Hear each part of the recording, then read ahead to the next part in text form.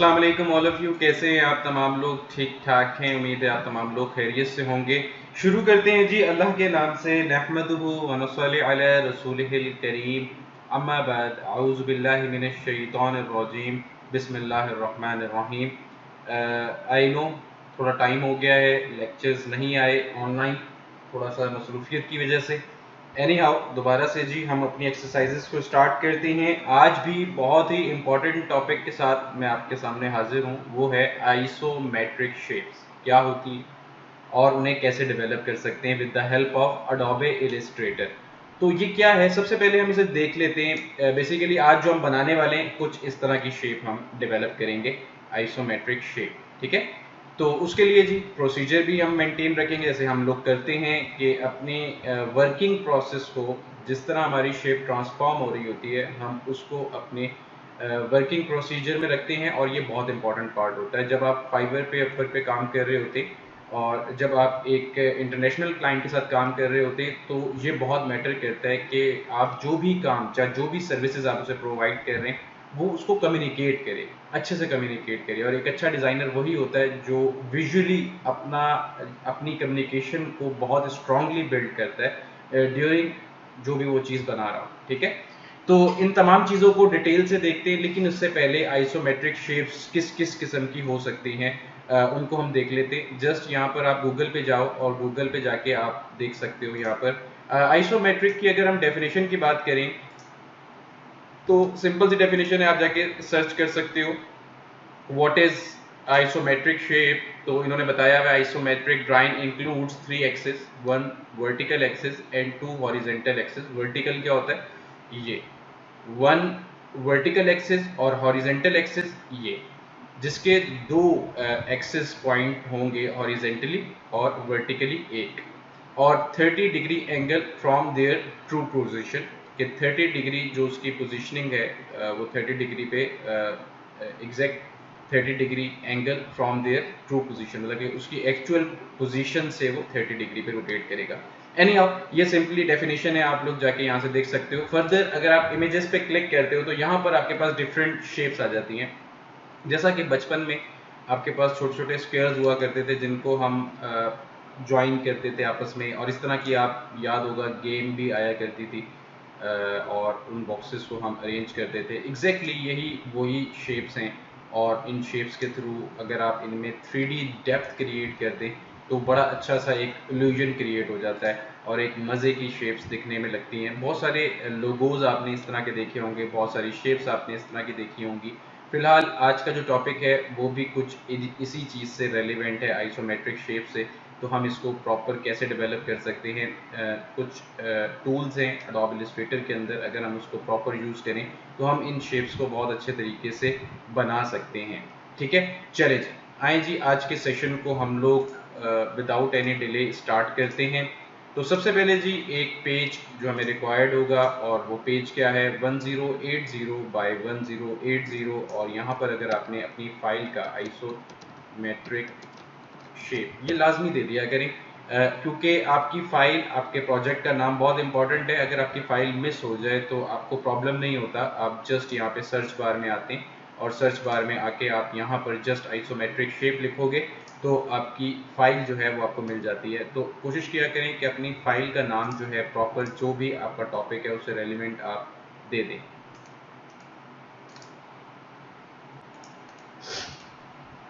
उसके बाद जी सिंपल एक विड्थ और हाइट 1080 बाय 1080 आर्टबोर्ड 1, और मोर सेटिंग में जाके आपने आरजीबी कलर और रास्टर इफेक्ट 72 कर लीजिएगा।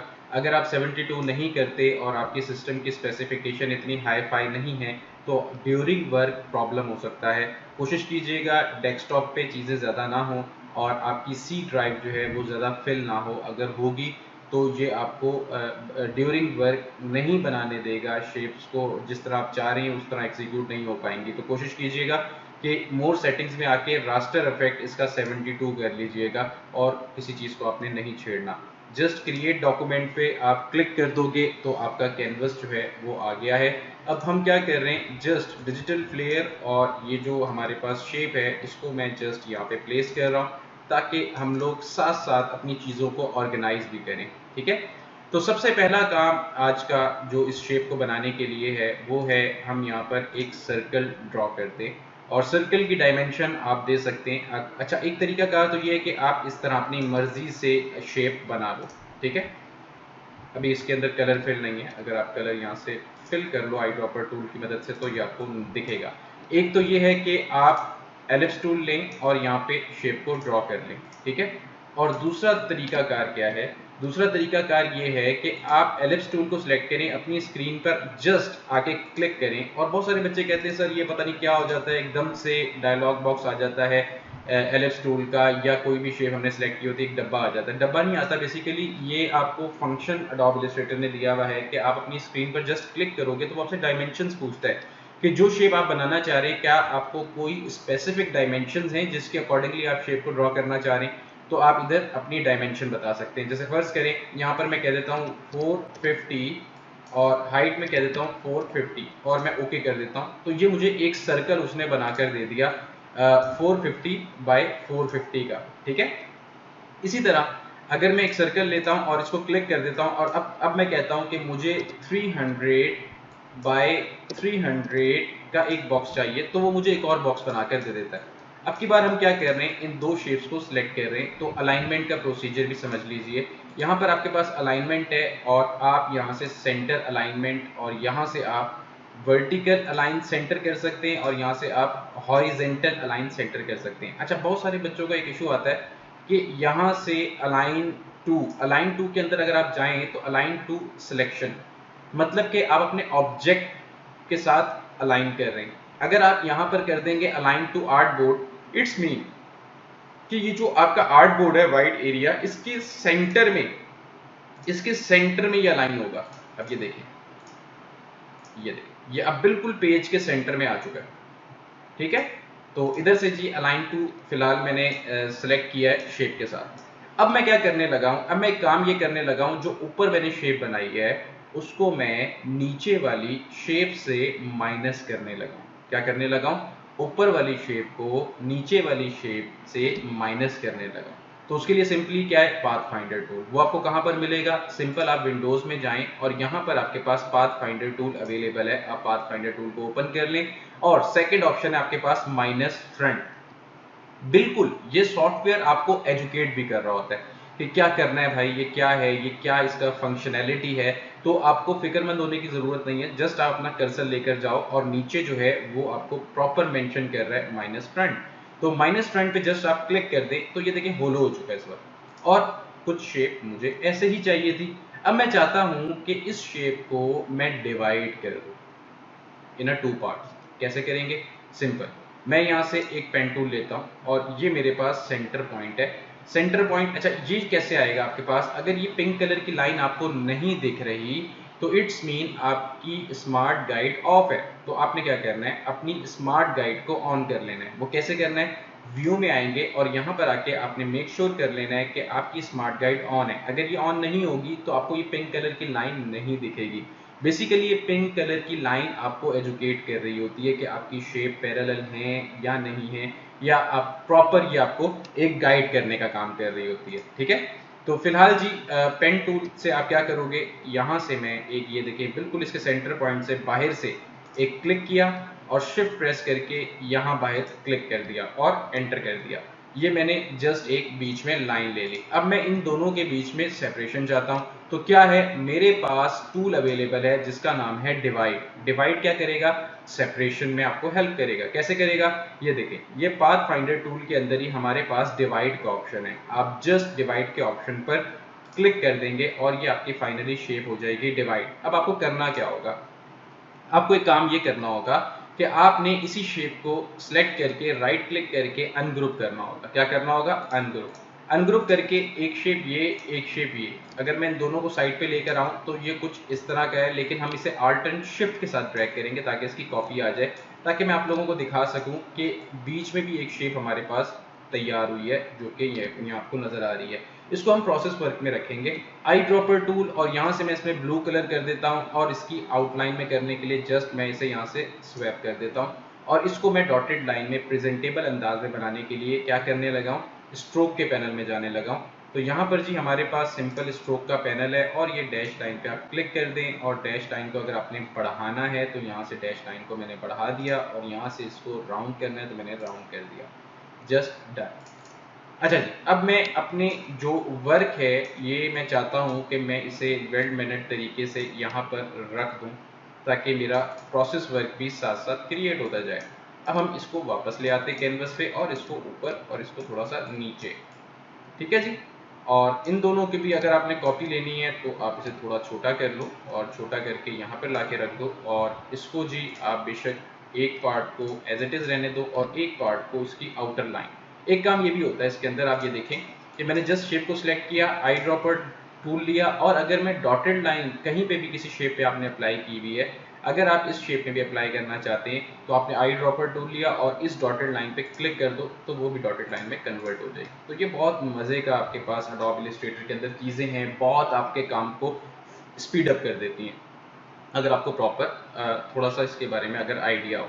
तो अब हम क्या करते हैं, अब हम इस शेप का जो कलर है इसको हम पहले से ही कलर दे देते हैं और कलर जो है मैं अपना डिजिटल प्लेयर का ब्रांड कलर दे रहा हूँ और जो कि ये आपको दिख रहा है। अब हम इसकी 3D इम्पैक्ट जो इसका क्रिएट करना है वो सिंपली हमें क्रिएट करने के लिए क्या करना होगा, जस्ट अपनी शेप को करेंगे आप लोग सेलेक्ट, अफेक्ट में जाएंगे और अफेक्ट में जाके आपके पास यहाँ पे 3D का ऑप्शन मौजूद है।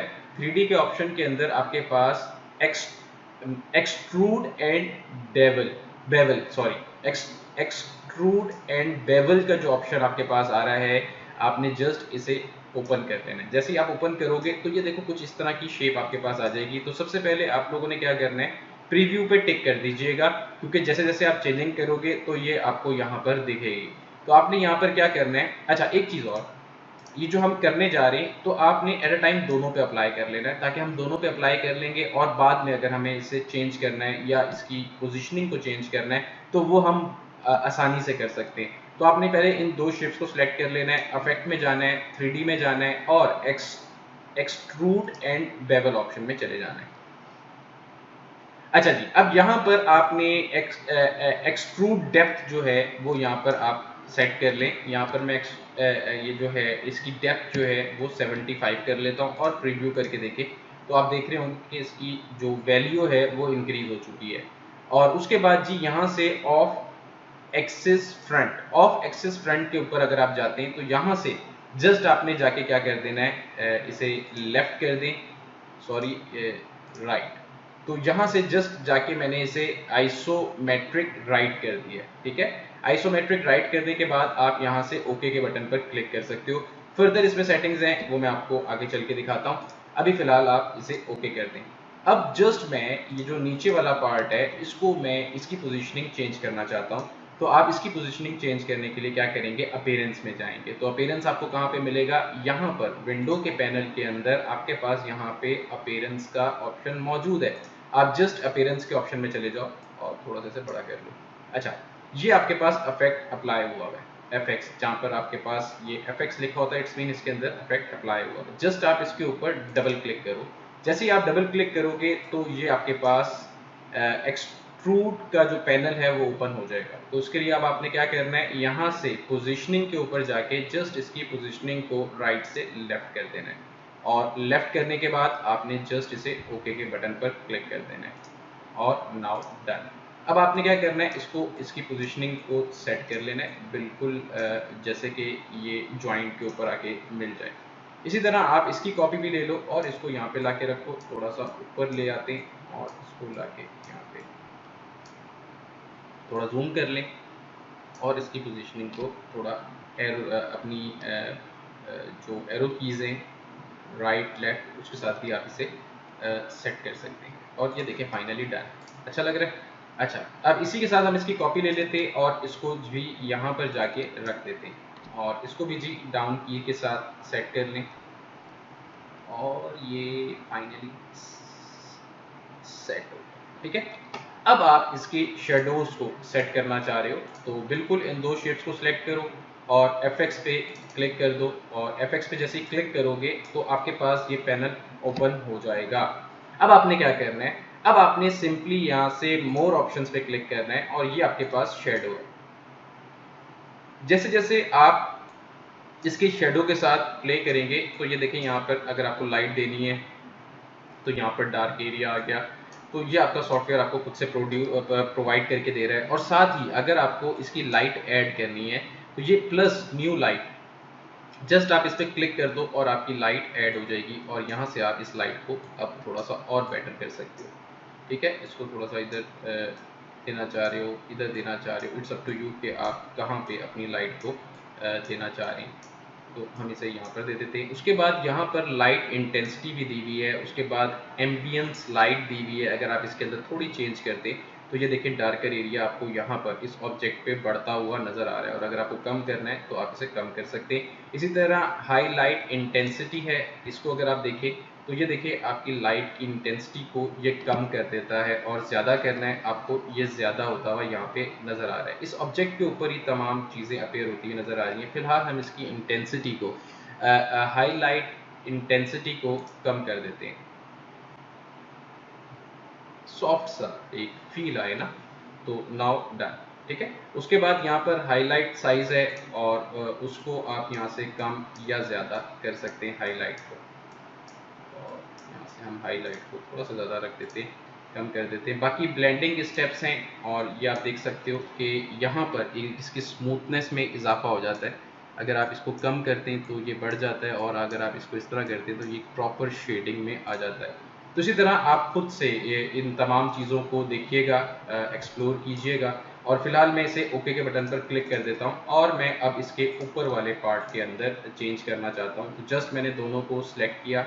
मल्टीपल सेलेक्ट करने के लिए पहले शेप को सिलेक्ट करें, शिफ्ट प्रेस करके मल्टीपल सेलेक्ट करें और एफएक्स पे क्लिक करें, और यहाँ से आप दोबारा से इसकी शेडिंग के साथ प्ले कर सकते हो। और यहाँ से ऐड करना है तो यहाँ से ऐड कर लो, इट्स अप टू यू कि आपको कैसे प्ले करना है। और नाउ डन। और ये देखें जी, एक मज़े का इम्पैक्ट जो है इसमें क्रिएट हो गया। अब हम इसके अंदर फर्दर और क्या करना चाहते हैं, फर्दर अगर हमें इसके अंदर और कुछ प्ले करना है तो मैं ये कर लेता हूँ कि ये जो ऊपर वाले पार्ट हैं इन पार्ट्स को एक प्रोसेस वर्क में क्रिएट करने के लिए जस्ट मैं वायर फ्रेम में लेकर जाना चाहता हूँ। तो वायर फ्रेम में ले जाने के लिए सिंपल आप क्या करोगे, आप दोबारा से अपीयरेंस में जाओगे तो आपके पास यहाँ पर एक अपीयरेंस का पैनल है, और यहाँ पर आप FX पे क्लिक करेंगे। डबल क्लिक करने के बाद आपके पास यहाँ पर एक प्लास्टिक शेडिंग मौजूद है। अगर आप इस पर क्लिक करें तो ये आपके पास वायर फ्रेम भी है।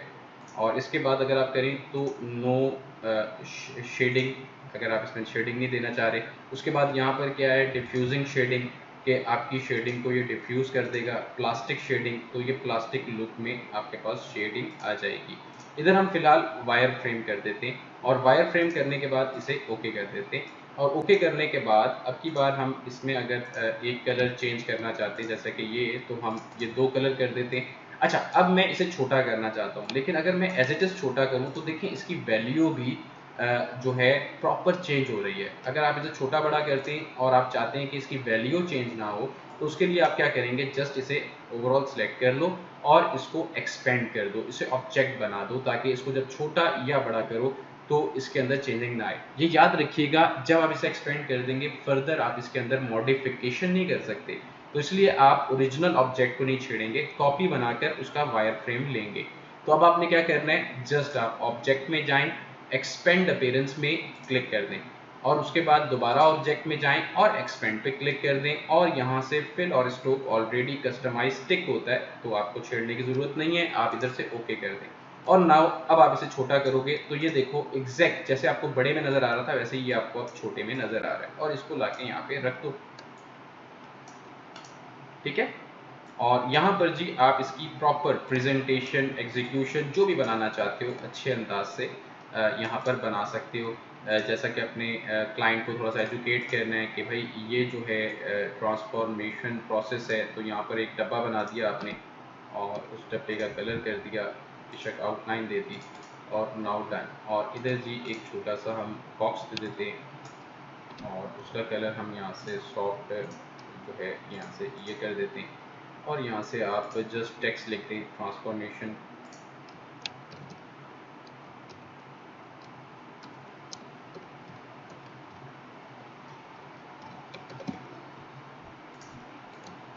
तो यहाँ से जी आपने जस्ट ट्रांसफॉर्मेशन जो है दे दिया, तो इधर इतना बड़ा टेक्स्ट आई थिंक सो देने की ज़रूरत नहीं है, थोड़ा और छोटा कर देते हैं इसे।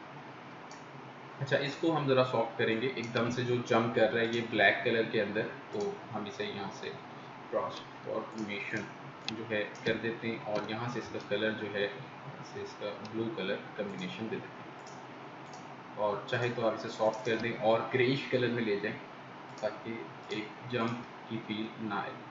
ठीक है, उसके बाद जी ये आपका मेन ऑब्जेक्ट है, अगर आप इसे छोटा करोगे तो इसमें चेंज आ जाएगा, तो मेक श्योर कि आप जब फाइनली इसे कर लो उसके बाद ही इसे छोटा करो, एक्सपेंड करके और एक्सक्लूड जो भी आपने करना है वो करके फिर आप इसे छोटा बड़ा कर सकते हैं।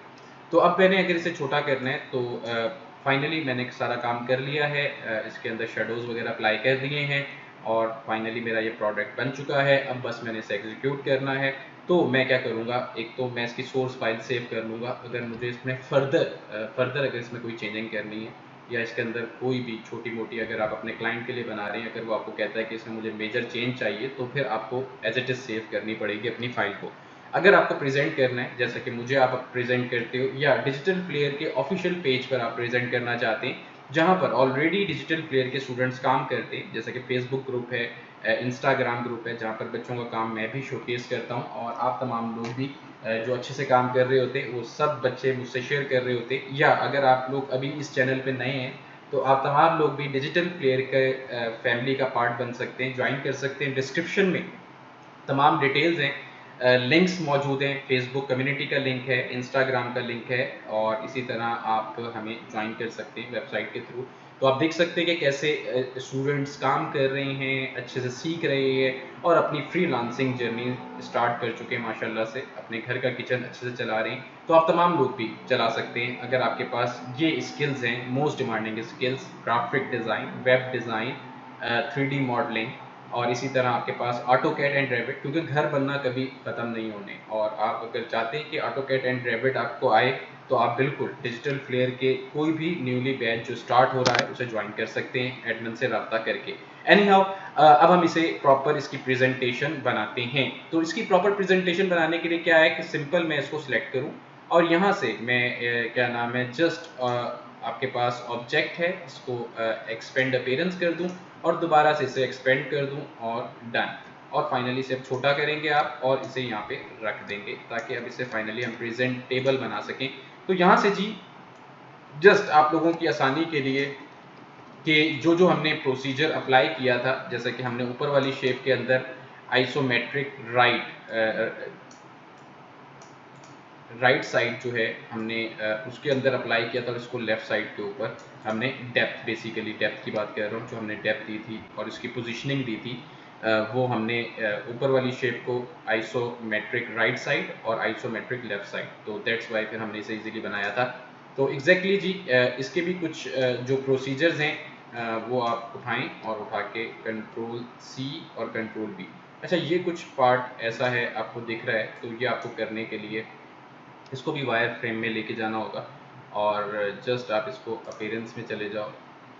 अच्छा, ये आपको पहले करना होगा जब आपने ये बनाया था, इसी तरह आप इसका भी बना सकते हैं। फिलहाल मैं एज इट इज़ इसे उठा के ले आता हूँ और यहाँ से कुछ स्टेप्स जो आपको याद रहेंगे कि किन स्टेप्स को फॉलो करते हुए हम ये प्रॉपर प्रेजेंटेशन बना सकते हैं।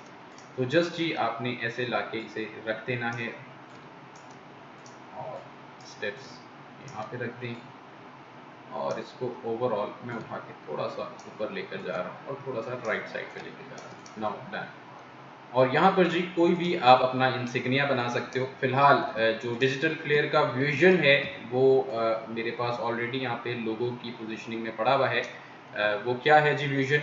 Scaling up the nation for the massive emerging online market to eliminate unemployment digital players, ये हमारा विजन है जी।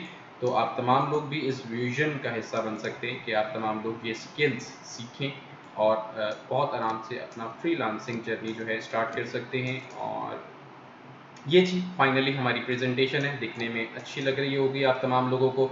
अपने रिव्यूज़ देना मत भूलिएगा, आपके रिव्यूज़ मुझे मोटिवेट करते हैं कि आप तमाम लोगों के लिए मैं और भी मज़े के लेक्चर्स बनाऊं और आप लोगों को और भी अच्छी चीज़ें आप लोगों को सिखाऊं। तो आप तमाम लोग अपना रिव्यू मस्त दीजिएगा। अगर आपको लेक्चर अच्छा लगा, कोई अगर कोई सजेशन है तो वो भी लाजमी मुझसे आप तमाम लोग शेयर कर सकते हैं। अपना बहुत ज़्यादा ख्याल रखें, दुआओं में याद रखें। इंशाल्लाह जी नेक्स्ट लेक्चर में भरपूर एनर्जी के साथ आप तमाम लोगों से दोबारा मुलाकात होगी। तब तक के लिए टेक केयर, अल्लाह हाफ़िज़। पाकिस्तान जिंदाबाद।